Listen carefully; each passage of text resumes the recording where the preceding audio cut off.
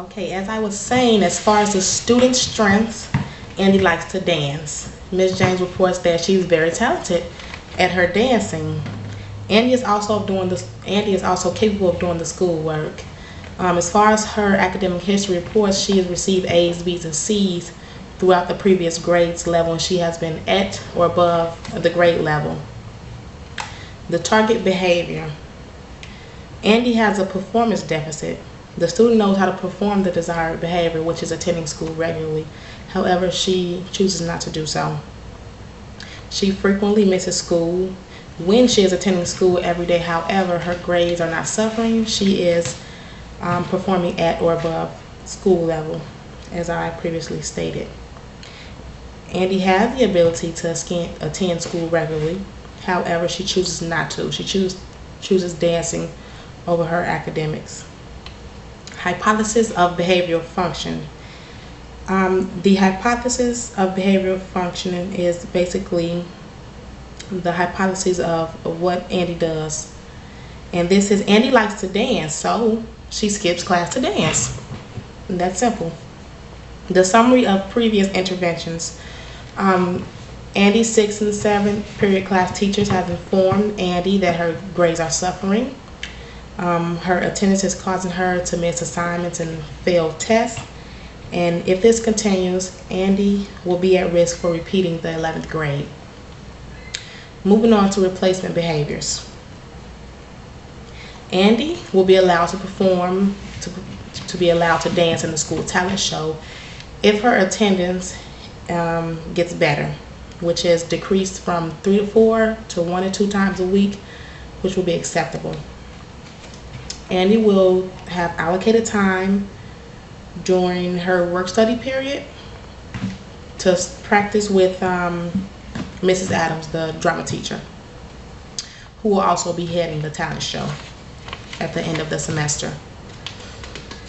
Moving on to the next page.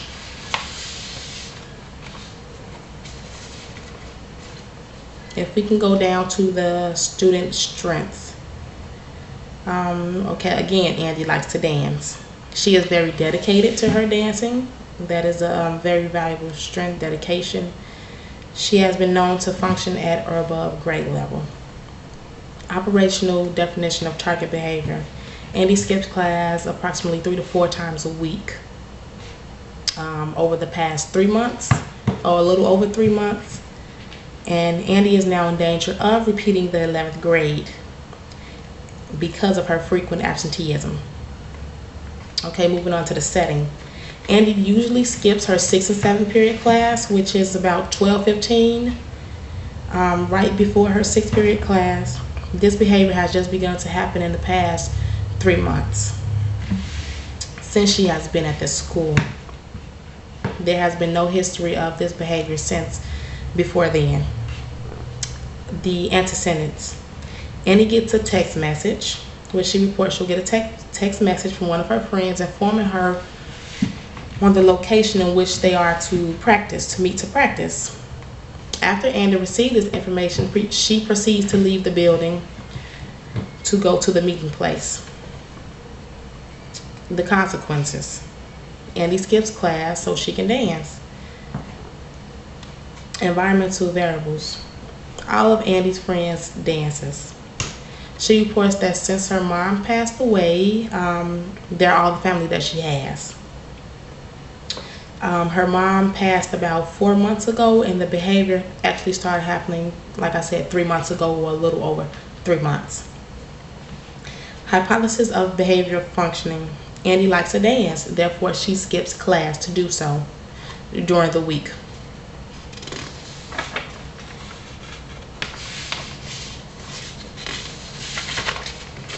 Okay, moving on to the next page. Present level of academic achievement and functioning performance. Andy's aspiration is to dance. She is very dedicated. She practices every day after school or sometimes during school hours to dance. The parental educational concerns. Ms. James over here is concerned about Andy's frequent absenteeism. She reports that if Andy doesn't make a commitment to her education, that she has her dance, then she'll send Andy to live in Texas with her aunt. And Andy understands this. The student's present level of academic functioning. Achievement. Andy is not getting the academic instruction she needs because she leaves classes. So this is causing her to miss assignments and fail tests. The student's present level of functioning performance. Andy's level of academic functioning is above normal, as I said previously, because of her academic history. When she attends class regularly, she receives A's, B's, and C's, which puts her at or above grade level.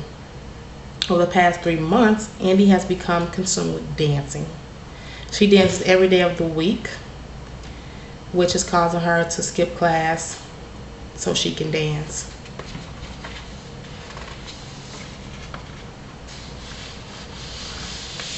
Okay, the procedural safeguards has been explained to Mrs. James as of June 5th, 2010, and the transfer of rights has been explained to Andy now that she is 17 and will be turning 18 next May.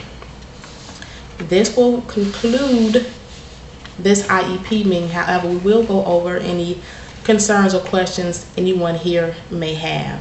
Okay?